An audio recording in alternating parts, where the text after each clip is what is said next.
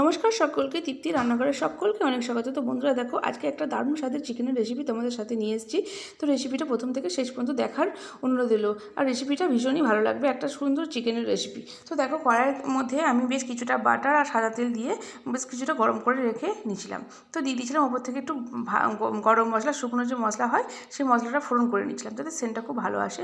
আর ওপর থেকে দিয়ে দিয়েছিলাম বেশ কিছুটা আদা বাটা, বেশ কিছুটা পেঁয়াজ বাটা আর অল্প একটু রসুন।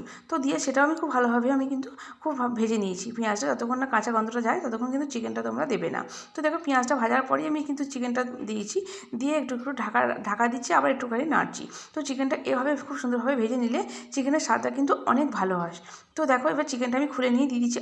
তখন একটুখানি রসুন দিয়েছি, আর একটু রসুন দিলাম, দুবার দিলাম। তো অল্প একটু রসুন আর আদা, তো আদা আর রসুনটা খুব সুন্দরভাবে আমি নেড়ে চেড়ে আদার যে কাঁচা গন্ধ যতক্ষণ না যায় ততক্ষণ কিন্তু আমি হালকা হাতেই নেড়ে যাবো, আর গ্যাসের ফ্লেমটা একদম কমিয়ে দেবো। তো দেখো, সুন্দরভাবে নাড়ার পর আমি দিয়ে দিচ্ছি অল্প একটু নুন। তো নুন দিয়েও খুব সুন্দরভাবে ভাজা ভাজা করে নিচ্ছি, মিশিয়ে নিচ্ছি। তো আর একটু ঢাকা দিয়ে দেবো, যতক্ষণ না চিকেনের গায়ে একটা লাল মতো ভাব আসে ততক্ষণ কিন্তু আমরা নাড়াচাড়া করেই যাবো। তো দেখো, চিকেনটার মধ্যে একটা সুন্দরভাবে কিন্তু কালার এসে গেছে। তো চিকেনটা আমার সুন্দর ভাজা হয়ে গেছে। ওপর থেকে দিয়ে দিচ্ছিলাম বেশ কিছুটা গোলমরিচের গুঁড়ো, আর দেবো অল্প একটুখানি কাশ্মীরি মির্চ। তোমরা এখানে চাইলে চিলি ফ্লেক্সও দিতে পারো। চিলি ফ্লেক্সও দিলে কিন্তু রঙটাও ভালো হবে, খেতেও কিন্তু খুব ভালো হবে।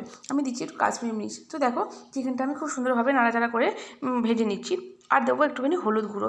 এই রান্নাটা খুব একটা হলুদ পড়ে না, আমি খুব সামান্যই হলুদ দিচ্ছি। তোমার যদি পছন্দ না হয় হলুদ না দিতেও পারো। তো দেখো, আবার আমি ঢাকা দিয়ে দিয়েছি, আর ঢাকা চাপা দিয়ে দিয়েছি, দিয়ে খুব সুন্দরভাবে আমি হালকা হালকা করে কষিয়ে নিচ্ছি। মাংসটার মধ্যে তেল আমার ছেড়ে দিয়েছে, তো আমি দিয়ে দিচ্ছি অল্প একটু জল দিয়ে ঢাকনা চাপা দিলাম সেদ্ধ হওয়ার জন্য।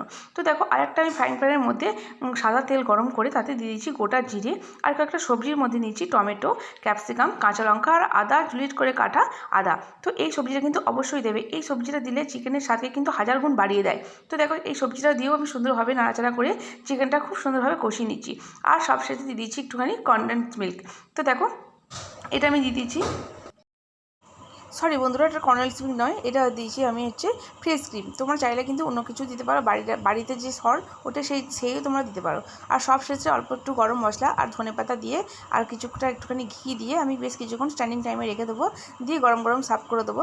তো রুটি, পরোটা, ভাতের সঙ্গে সবের সঙ্গে এই রেসিপিটা খুব ভালো যায়। যদি ভিডিওটা ভালো লাগে চ্যানেলটা সাবস্ক্রাইব, পাশে থাকার অনুরোধ রইল, আর একটা লাইক করে দিও।